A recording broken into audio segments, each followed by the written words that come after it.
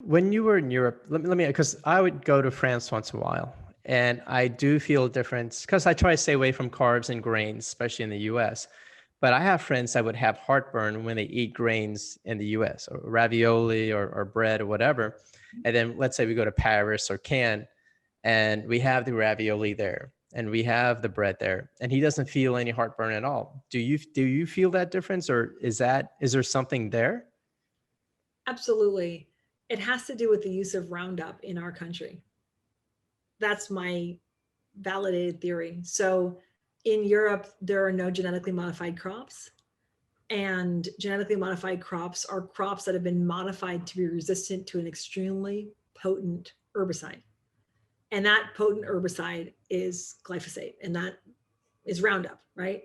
So when people are talking about like GMO corn, what's the gene that's been altered? It's a gene called the BT gene, which effectively it's actually from a plant, it's from an oak tree, and it's resistant to this extremely powerful herbicide, pesticide, chemical, right? This very powerful chemical.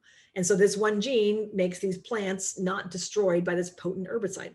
Right? You know this, you see these people spraying this shit on their lawn, crazy people, right? And then they all get cancer. But like those people spraying that on.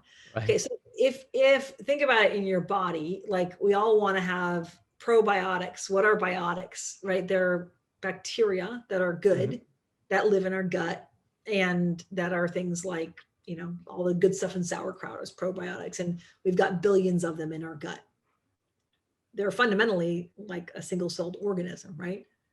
It's a plant, it's a vegetable. It's the same thing. It's a living single-celled biological organism. When you have a potent broadband herbicide that you ingest in small quantities, what's going to die? Your microbiome. So when you eat wheat that's tainted with glyphosate, you're going to get a die off of your microbiome. It's been demonstrated very clearly that glyphosate has that impact on soil. So soil also has a microbiome. And when we talk about carbon in soil and soil carbon sequestration, it's effectively, if soil has more organic matter and has more life in it, it takes more carbon into it. And then the carbon in the soil in turn makes the microbiome of the soil richer. And then that's why the broccoli has more oomph, right? So that the Right. broccoli from organic farms has been shown to have like 5 times of all the antioxidants that the broccoli from the crappy farms. Why is that?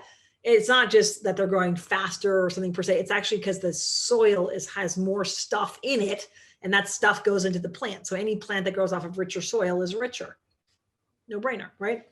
So what the glyphosate has been shown to do to soil is kill the microbiome. It has a totally analogous impact on our own microbiome. The reason people are getting sick from wheat in the US is that even organic wheat has been shown to be tainted with glyphosate. Because when you have genetically modified wheat, what you do then is you don't have to weed it anymore. Like your grandpa was out there weeding with a tractor, your great grandpa was out there weeding with horses. Today's farmer, they just fly a plane over and spray this potent herbicide all over it. And everything except for the plants that are genetically modified dies. Okay. And no matter when in the life cycle of the plant it's sprayed with this potent herbicide, it still has a ton of it on it when it's harvested, and it's never washed off of it. Okay. So you've got saturation of the plants with this potent herbicide that this one plant is resistant to. And that plant is impregnated with it, and it ends up throughout the life cycle of that product. So if you look to there's an environmental working group, EWG online, they've done a bunch of studies where they test lots of consumer products, organic granola bars, rice cakes, everything is tainted with it now in the food supply. And it's tiny amounts. It's not like there's like grams of it and things, but there's tiny amounts. There's less of it in organic stuff.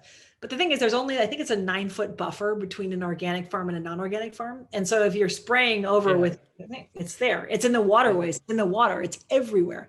So I actually, so part of the reason that we farm up in Siskiyou County, one reason, it's cheap, inexpensive land. Cattle is not high volume. So it's an affordable place to farm livestock in California. The other reason is that there's nobody up there. It's desolate. There's not a lot of farming culture, and there's no GMOs. So it's not like Fresno and things where there's GMOs. So you actually don't get spraying of glyphosate. I mean, people use it, a little bit, and mostly like for ornamental stuff, but it's not common. So you have to look for products from areas that are remote. I actually, being very concerned about this, but also loving to eat bread, and I want my kids to not be weird about things like that. They want them to enjoy. I don't want them to be like the kids that eat just like McDonald's for a decade. I was so restrictive with them. Right. So I bake all the time for them and bake with them, but I buy my flour directly from a small mill in Maine, and it's expensive, but it's not like anymore. I mean, it's like in these things, you're like, oh my God, I'm spending $300 on 6 months of flour. And it's like, yeah, but you can spend $300 on coffees in LA in 2 months. You know what I mean? So that's true. Probably, what's this do for my health? And so what we do is we buy directly from the Stone Grand Mill. It's all organic. It's isolated. I buy for my family every 6 months, and I get a big box of it shipped. And people will, if I have friends who are like not celiac, but are like, grain doesn't agree with me, I'm like, try my stuff. They do, and they're like, it's fine. Of course it's fine. It's like, it doesn't have, I really think the glyphosate is a thing. Elevated gluten levels are a thing too, but gluten's a protein. It's not like in and of itself highly inflammatory, and I think unless you're from a very specific region that with like an indigenous, tendency towards one thing, or you have a genetic predisposition to celiac, I think a lot of people, when they're responding to gluten, are really responding more to glyphosate.